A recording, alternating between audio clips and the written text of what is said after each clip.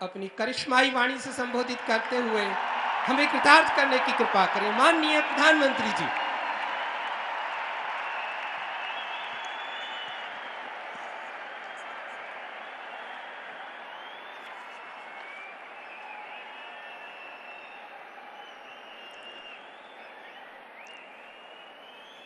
हिमाचल प्रदेश के राज्यपाल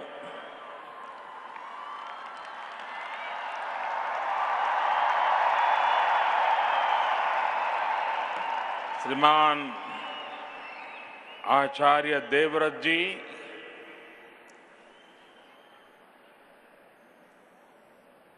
DAV college management committee के अध्यक्ष डॉक्टर पूनम सूरी जी और विशाल संख्या में पधारे हुए सभी आर्य पुत्र पुत्रियां,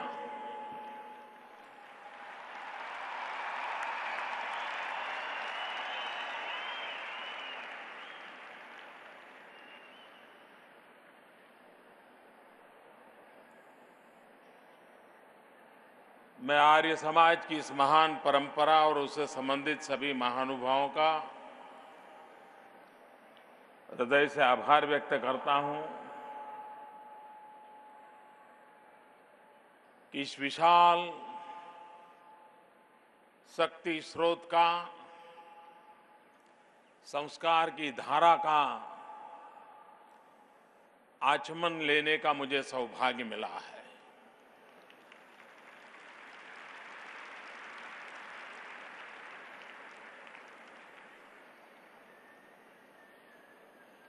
मुझे पूनम जी बता रहे थे कि आर्य समाज में दो मुख्य धाराएं पिछले 130 साल से चल रही थी।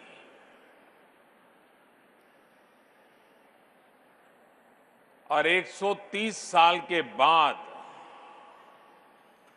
आज ये पहला अवसर आया है कि जब दोनों धाराएं मिलकर के आगे बढ़ने का संकल्प कर रही है।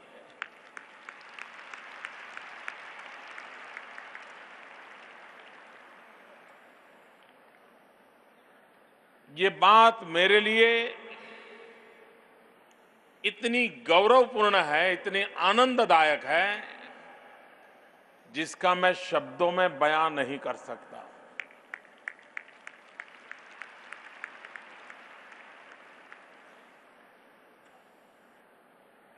जब ये दोनों शक्तियां,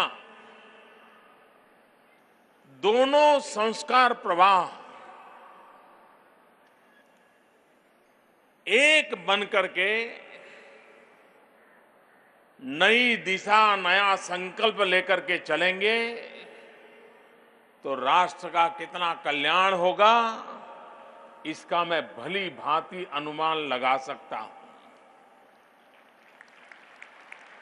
और इसके लिए मैं इस निर्णय प्रक्रिया से जुड़े हुए सभी महानुभावों का अंतःकरण पूर्वक हृदय से धन्यवाद करता हूं, साधुवाद करता हूं।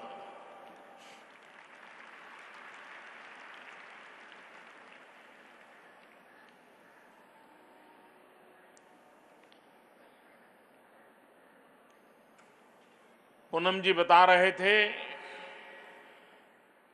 कि गुजरात की धरती ने स्वामी दयानंद जी दिए,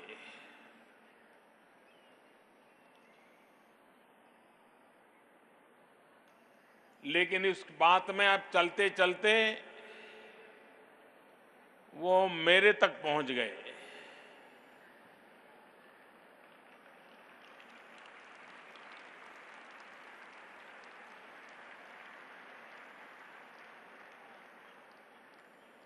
उस महापुरुषों के नामों की श्रृंखला में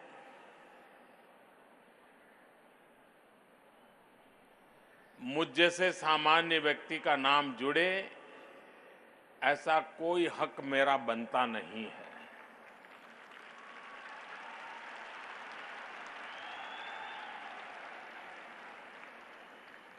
वो महापुरुष इतने बड़े थे, उनकी चरण रज लेकर के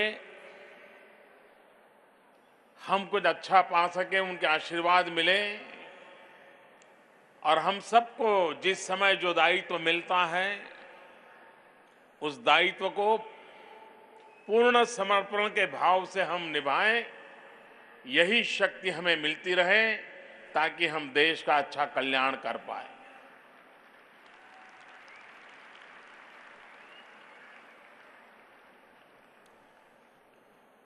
$1857 इस देश ने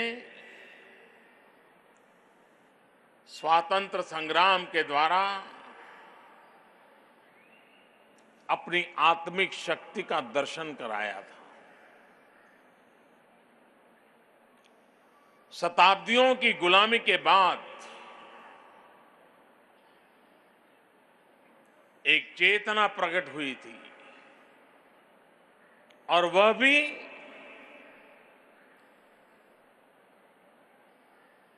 छुटपुट नहीं,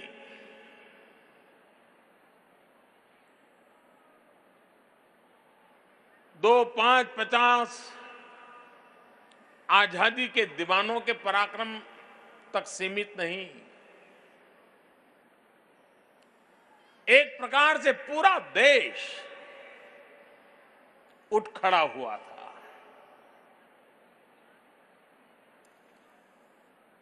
लेकिन इच्छित परिणाम प्राप्त नहीं हुए।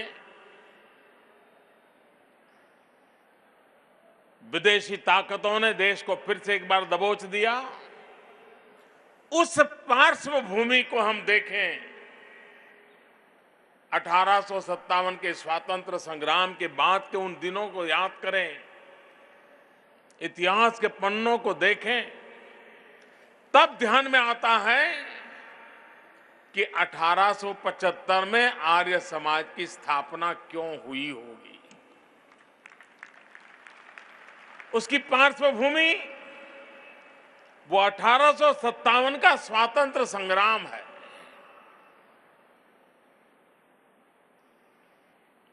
स्वामी दयानंद जी ज्ञान मार्ग के पुरस्कर्ता थे। वेद के प्रकाश में सत्य को पाकर के सत्य के प्रकाश को आने वाली पीढ़ियों को परिचित कराने का स्वामी दयानंद जी ने प्रयास किया था। वे स्वभाव से क्रांतिकारी थे और क्रांतिकारी होने के नाते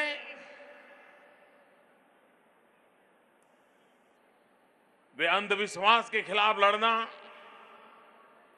परंपराओं को चुनौती देना और वो भी परिस्थितियों से भाग करके नहीं, अपने आप को महान हिंदू संस्कृति आर्य परंपरा का सिपाही मानते हुए, उसके भीतर रहते हुए, उन्हीं घेरे हुए वस्त्रों को धारण करते हुए उसी समाज की बुराइयों के खिलाफ लड़ाई लड़ना, ये बहुत बड़ी ताकत लगती है। व्यवस्था से बाहर जाकर के आलोचना करना, अपने आप को बड़ा बताना अलग बात है। व्यवस्था के भीतर रह करके उसी परंपराओं का गौरव करते हुए जो काल बाह्य चीजें हैं उसको चुनौती देने के लिए एक अनन्य प्रकार की शक्ति लगती है और उस शक्ति के स्रोत पूज्य स्वामी दयानंद जी थे।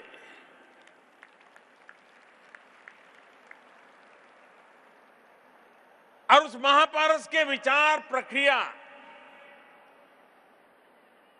चिंतन के प्रति समर्पण, ज्ञान के अधिष्ठान पर विचार मनन चिंतन, उसके आधार पर निरंतर प्रजा जीवन में प्योरिफिकेशन होता रहे, इस बात को उन्होंने बल दिया। और उसी का परिणाम है कि महर्षि जी के जाने के बाद भी उतनी ही तीव्रता से, उतने ही समर्पण भाव से यह आंदोलन आज भी चल रहा है।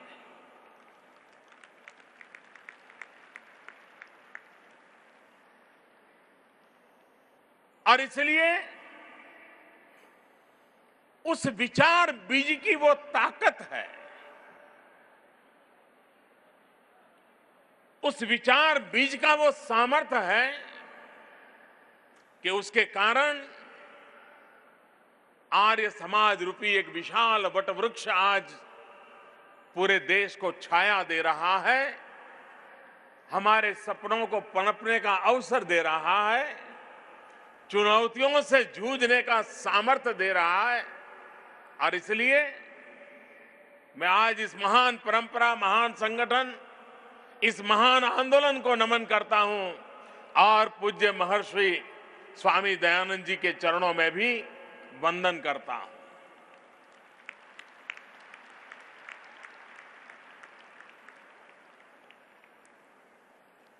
इतना बड़ा विशाल परिवार,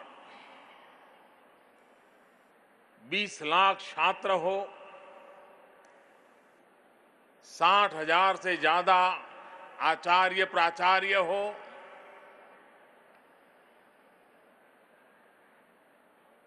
और जैसे पूनम जी बता रहे थे 2 करोड़ परिवारों से तो हमारा रोज का नाता रहता है,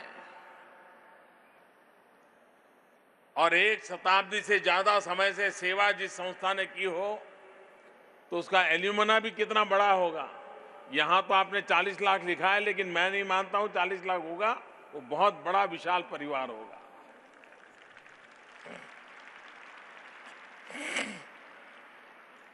ये सब मिलकर के हर वर्ष एक विषय तय करें और पूरी शक्ति उस विषय पर लगा दें। आप देखिए नतीजे नजर आने लगेंगे, दुनिया को ध्यान आएगा। अगर डीएवी तय कर ले कि 2020 में जब ओलंपिक होगा तब डीएवी का छात्र गोल्ड मेडल लेके आएगा, मैं कहता हूं कर सकते हैं।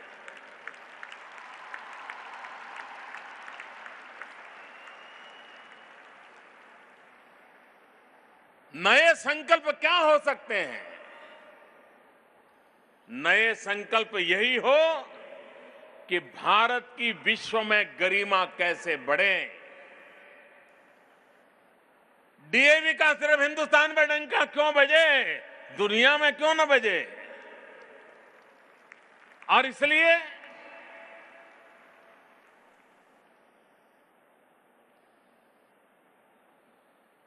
जब आर्य समाज को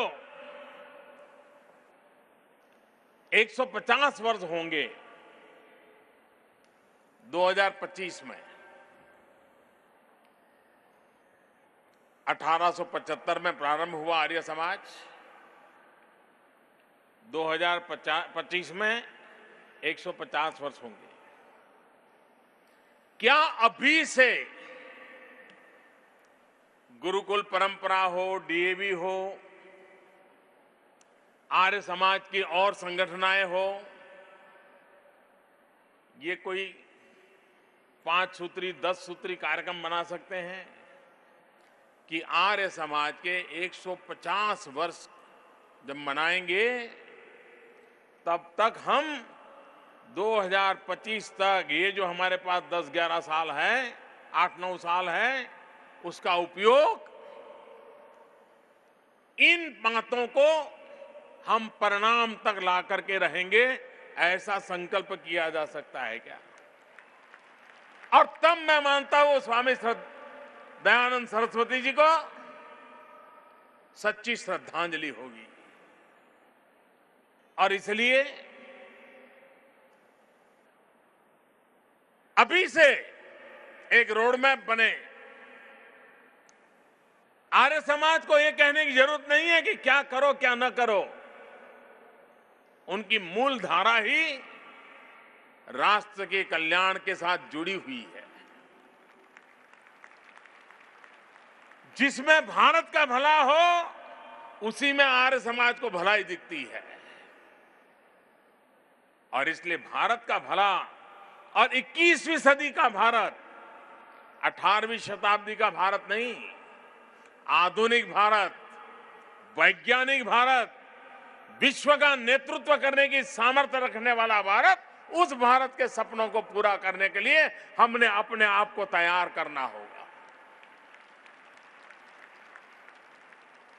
उसी प्रकार से अभी पूनम जी मुझे बता रहे थे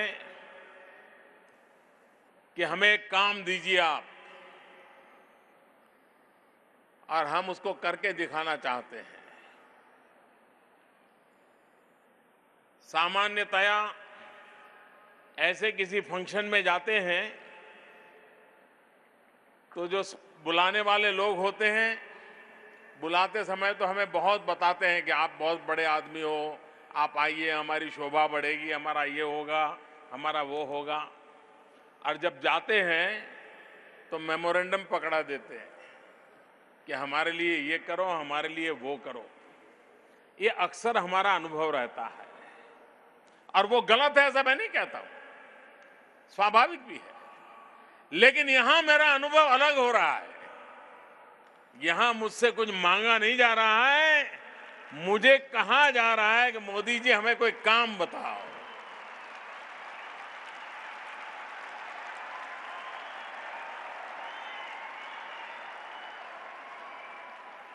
मैं इस बात को छोटी नहीं मानता हूं, बहुत बड़ी बात मेरे लिए है ये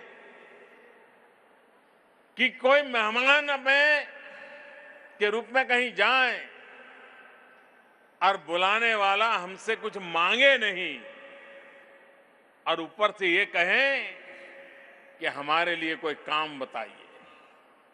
तो मैंने पूनम जी को कहा, क्या लगता है क्या कर सकते हैं आप?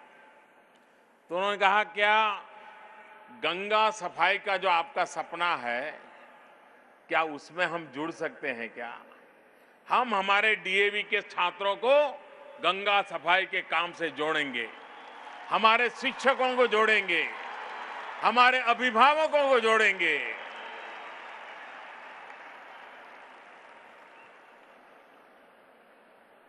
गंगा सफाई का अभियान करते करते कई सरकारें आई और चली गई, पूरा नहीं हुआ। लेकिन आज मुझे लगता है कि गंगा सफाई होके रहेगी अगर मुझे ये साथ मिल जाए।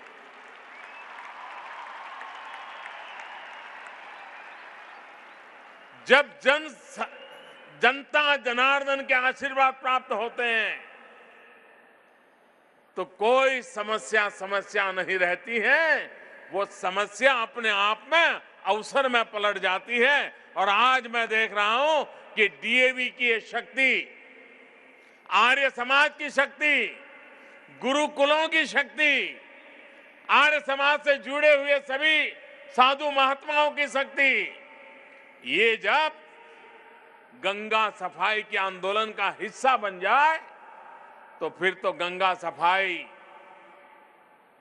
मैं नहीं मानता हूं वो सपना कभी अधूरा रह सकता है। और यही नया संकल्प है, यही नया संकल्प है।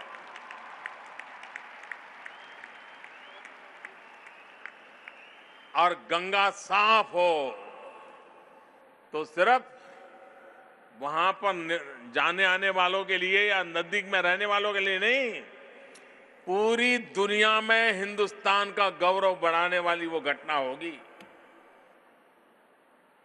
और एक काम हम शुरू करें, हम गंगा को गंदी नहीं होने देंगे। एक बार हम तय कर लें कि हम गंगा को गंदी नहीं होने देंगे तो गंगा में अपने आप ताकत है, सफाई तो वो अपने आप कर लेगी। आज मुसीबत गंगा की वो नहीं है, मुसीबत हम हैं जो उसे गंदा करते हैं। एक बार गंगा तट पर रहने वाले सभी एक बार संकल्प कर लें गंगा के दर्शन के लिए आने वाले लोग संकल्प कर लें कि हम गंगा को गंदी नहीं होने देंगे, तो गंगा सफाई सफल होने में कोई कठिनाई नहीं आएगी। ये मेरा विश्वास है। और डीएवी का ये 2 करोड़ का परिवार, ये 2 करोड़ का परिवार लग जाए तो मैं नहीं मानता हूं कि हमारी गंगा अशुद्ध रह सकती है। और जब हम आर्य समाज के 150 साल मनाएं, तब हम इस भारत मां के चरणों में शुद्ध गंगा कैसे दें, साफ सुथरी गंगा कैसे दें, ये सपने लेकर के चले, ये मैं आपसे अनुरोध करता हूं।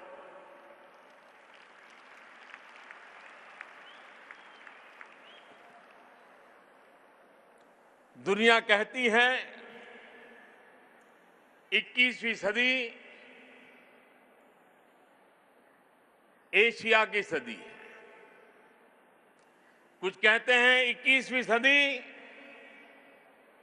भारत की सदी है।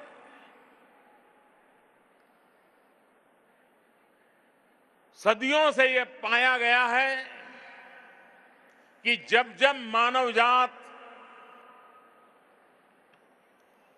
ज्ञान युग में प्रवेश किया है,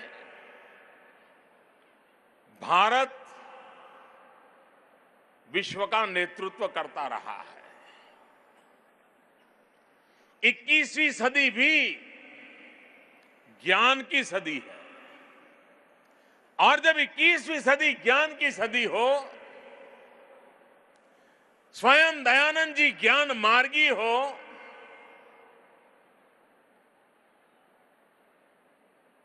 और भारत के अंदर 65% जनसंख्या 35 साल से कम उम्र की हो, हिंदुस्तान आज दुनिया में सबसे जमा है। और जिस देश दुनिया में सबसे जमा होता है, तो उस देश के सपने भी जवान होते हैं, इरादे भी जवान होते हैं, संकल्प भी जवान होते हैं। और इसलिए इस देश की युवा शक्ति जो आज मेरे सामने मैं देख रहा हूं, ये 65% जनसंख्या, ये भारत का भाग्य ही नहीं, विश्व का भाग्य बदलने के लिए ताकतवर है। और इसलिए हमारी कोशिश है कि हमारे देश की इस अमूल्य विरासत, ये अनमोल संपदा, इसको राष्ट्र के कल्याण के लिए कैसे लाया जाए, राष्ट्र को आगे बढ़ाने के लिए युवा शक्ति पर ध्यान केंद्रित कैसे किया जाए। और इसलिए सरकार ने कई महत्वपूर्ण निर्णय उठाए हैं। स्किल डेवलपमेंट, हम जानते हैं, हम ग्रेजुएट हो जाएं, अच्छे से अच्छे मार्क्स ले आएं, बढ़िया से बढ़िया इंस्टीट्यूट का सर्टिफिकेट हो, लेकिन जब समाज के अंदर पढ़ाई पूरी कर करके जीवनचर्या करने का प्रारंभ करते हैं, कहीं पर जाते हैं नौकरी पाने के लिए, उस नौकरी देने वाला पूछता है कोई एक्सपीरियंस है क्या। सबसे पहला सवाल पूछता है आपका कोई एक्सपीरियंस है क्या, और उसका जवाब हम नहीं दे पाते हैं। हमें ये पूछते हैं आपके पास सर्टिफिकेट तो है लेकिन कुछ और आता है क्या, तब भी हम मुंडी नीची कर देते हैं। हम नहीं चाहते कि हमारे देश का नौजवान इस प्रकार से अपने आप को बिन उपयोगी समझने लग जाए। तो उसके हाथ में सर्टिफिकेट होना काफी नहीं है, उसके हाथ में हुनर होना आवश्यक है। और इसलिए हमने स्किल डेवलपमेंट का अभियान चलाया है। देश के नौजवानों के पास कोई न कोई हुनर होना चाहिए और अपने पैरों पर खड़े रहने की उसमें ताकत होनी चाहिए। और मुझे विश्वास कि हमारे देश के नौजवानों को अगर सही अवसर मिल जाए तो वो परिणाम प्राप्त कर करके ले सकते हैं, दे सकते हैं। और पूरे देश में स्किल डेवलपमेंट का अभियान चलाया है। हमारी सरकार बनने के बाद स्किल डेवलपमेंट अलग मिनिस्ट्री बना दी गई, अलग बजट निकाला गया, अलग अफसरों की फौज लगा दी गई, ताकि हिंदुस्तान के कोटि कोटि नौजवानों को स्किल डेवलपमेंट का लाभ मिले। और आने वाले दिनों में 2030 में दुनिया के हाल ये होने वाले हैं, कई देश ऐसे होंगे कि जहां पर नौजवान ही नहीं होंगे, सारे बूढ़े बूढ़े परिवार ही रहते होंगे। ऐसी स्थिति आने वाली है। सारे दुनिया को एक वर्कफोर्स की जरूरत होगी, और दुनिया को जो वर्कफोर्स की जरूरत है, वो वर्कफोर्स सप्लाई करने की ताकत अगर किसी में होगी तो हिंदुस्तान में होगी। और हमारा हिंदुस्तान का नौजवान अपने बलबूते पर दुनिया का भाग्य बदल दे, ऐसे दिन आने वाले हैं।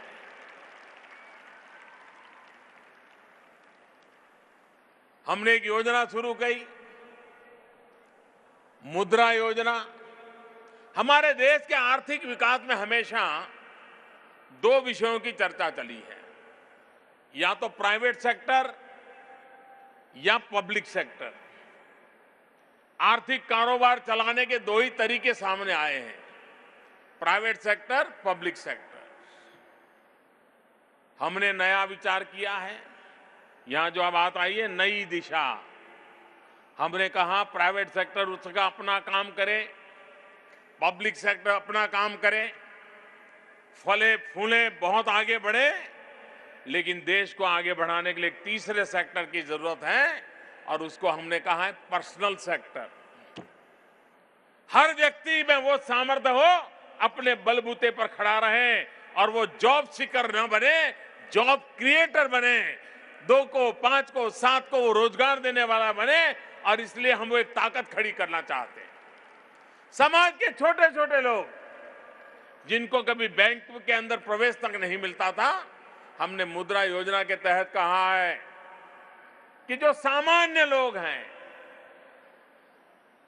बाल काटने वाला नाई होगा, धोबी होगा, अखबार बेचने वाला होगा, दूध बेचने वाला होगा, चाय बेचने वाला होगा, सामान्य लोग समाज के, मुद्रा योजना से उनको पैसे दिए जाएंगे, और किसी भी प्रकार की गारंटी के बिना पैसे दिए जाएंगे, ताकि वो साहूकारों के ब्याज के चक्कर से मुक्त हो जाए। और उसको 50,000, लाख, 2 लाख, 5 लाख रुपया चाहिए तो वो अपना कारोबार बढ़ा सकता है।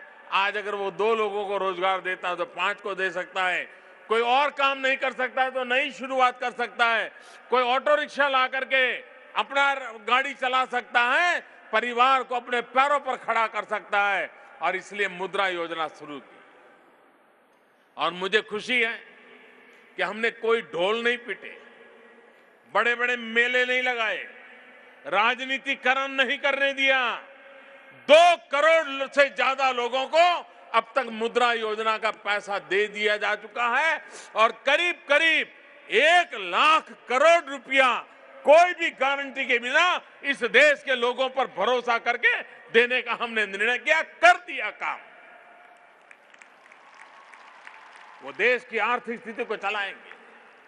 हमारी सरकार की नई दिशा यही है कि हम सामान्य मानवी पे भरोसा करते हैं। हिंदुस्तान की सरकार हिंदुस्तान के नागरिकों पर आशंका करे, ये दूरियां मिटनी चाहिए। और हमने तय किया कि हम नागरिकों के प्रति विश्वास करेंगे, भरोसा करेंगे।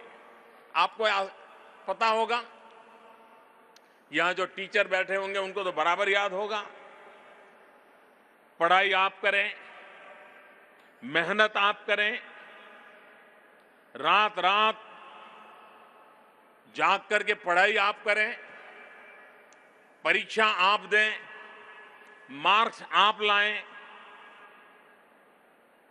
पोजीशन आपको प्राप्त हो।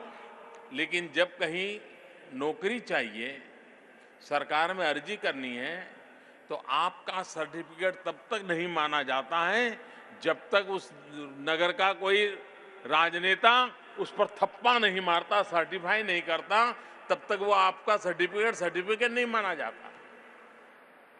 ये नागरिकों के प्रति इससे बड़ा अविश्वास क्या हो सकता है। हमने आकर के निर्णय कर दिया कि ये सर्टिफाई करने के लिए किसी के पास जाने की जरूरत नहीं है, आप अपना सर्टिफिकेट जेरोक्स करके भेज दीजिए। जब फाइनल निर्णय करना होगा तब ओरिजिनल लेकर के आना, देख लेंगे, बाकी की बात चल जाएगी। नागरिकों पर भरोसा करना चाहिए। वैसा ही भरोसा हमने मुद्रा योजना में किया। कोई गारंटी नहीं, ले जाओ भाई करके जाओ। और मेरा मत है, सामान्य मानवी गरीब आदमी ब्याज समेत पाई चुकता कर देता है और समय से पहले चुकता कर देता है, वो कभी पैसे डुबोता नहीं है। और मैंने गरीबों की अमीरी को देखा है, अमीरों की गरीबी भी देखी है, लेकिन मैंने गरीबों की अमीरी को देखा है। जब हमने प्रधानमंत्री जनधन योजना की और लोगों को कहा था जीरो बैलेंस अकाउंट खुलेगा, एक पैसा नहीं दोगे बैंक अकाउंट खुलेगा, क्योंकि मेरा इच्छा थी कि हिंदुस्तान के गरीब से गरीब व्यक्ति का भी बैंक के ऊपर हक होना चाहिए। 60% लोग उसके बाहर थे, उनको लाना था। जीरो बैलेंस से बैंक अकाउंट खुलने वाला था। लेकिन आज मैं गर्व से कह सकता हूं कि सरकार ने तो मुफ्त में खाता खोलना तय कर दिया था, लेकिन हमारे गरीबों की अमीरी देखिए, उन्होंने कहा नहीं हम मुफ्त में नहीं करेंगे, 5 रुपया 10 रुपया भी रखेंगे। और 30,000 करोड़ रुपया रखा लोगों ने, 30,000 करोड़ रुपया। अगर एक बार सामान्य मानवी पर भरोसा करें तो वो कितनी ताकत का दर्शन करा देता है, उसका ये नमूना है। हमने नौजवानों के लिए startup India, stand up India अभियान चलाया है। स्किल डेवलपमेंट हो, मुद्रा योजना से पैसा मिले, startup India, stand up India innovative चीजें करें। खास करके हमारे दलित भाई बहन, हमारे शेड्यूल ट्राइब के भाई बहन, आदिवासी भाई बहन, वो भी अपने बलबूते पर, अपने ताकत पर आगे आए, उसके लिए सरकार ने मदद करनी चाहिए। मैंने कहा संभालो ब्रांच चीज को, क्या आप मुद्रा योजना से हर बैंक एक दलित को, एक आदिवासी को बैंक के लोन दें। हिंदुस्तान में 1.25 लाख ब्रांचेज हैं, 2.5 लाख नए उद्योगकार है, ये हमारे समाज में से आ सकते हैं। गरीब, दलित, पीड़ित, शोषित समाज में से आ सकते हैं, और काम तेज गति से चल रहा है। हमने startup India, stand up India के द्वारा देश के नौजवानों को आह्वान किया है कि नई तरीके से कुछ करने का माजा रखिए। आइए, सरकार आपके साथ खड़ी रहेगी और हम दुनिया के अंदर एक स्टार्टअप कैपिटल के रूप में बलबूते पर आगे बढ़े, ताकि हमारे नौजवानों को अवसर मिले। एक के बाद इस प्रकार के कार्यक्रम, जिसके कारण समाज सशक्त हो, परिवार अपने पैरों पर चल सके, इतनी ताकतवर हो, परिवार के सपने पूरे हो, उन बातों को लेकर के आगे बढ़ रहे हैं। आज देश, सारी दुनिया ने माना है, चाहे वर्ल्ड बैंक हो, IMF हो, और भी कोई संगठन हो, हर किसी का कहना है कि दुनिया पूरी आर्थिक संकट से गुजर रही है, एक अकेला हिंदुस्तान आज पूरे विश्व में आर्थिक रूप से तेज गति से आगे बढ़ रहा है। असामान्य स्थिति है, सारी दुनिया डूब रही है, उस समय हिंदुस्तान चमक रहा है। ये बात दुनिया के लोग कह रहे हैं। पिछले 1.5 साल में एक के बाद एक जो कदम उठाए, आज उसका नतीजा है कि आज हिंदुस्तान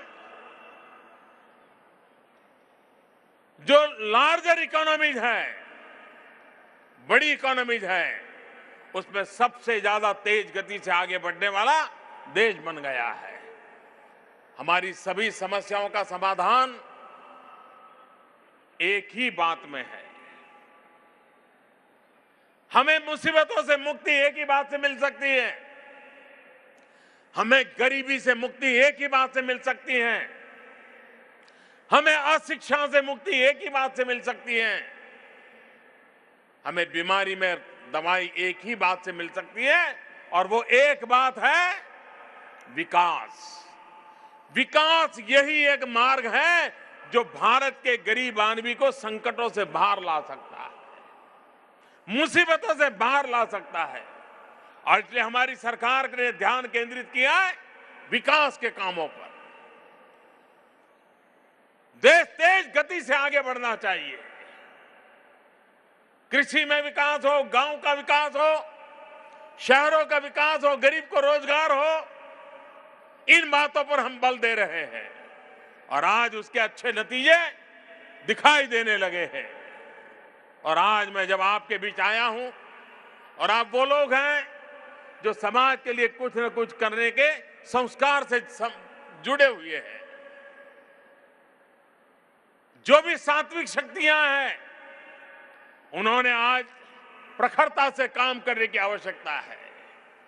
जितनी सात्विक शक्तियां एक बन करके प्रखर होकर के आगे आएगी, इस देश को रोकने के सपने देखने वालों के सपने चूर चूर हो जाएंगे। इसी संकल्प को लेकर के आगे बढ़े। मैं फिर एक बार आचार्य जी का, पूनम जी का, आप सबका हृदय से आभार व्यक्त करता हूं कि मुझे आज आप सबके बीच आने का अवसर मिला और पूज्य स्वामी दयानंद जी को स्मरण करने का अवसर मिला। बहुत बहुत धन्यवाद।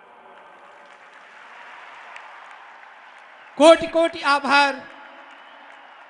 कुल गुरु, गुरुओं के भी गुरु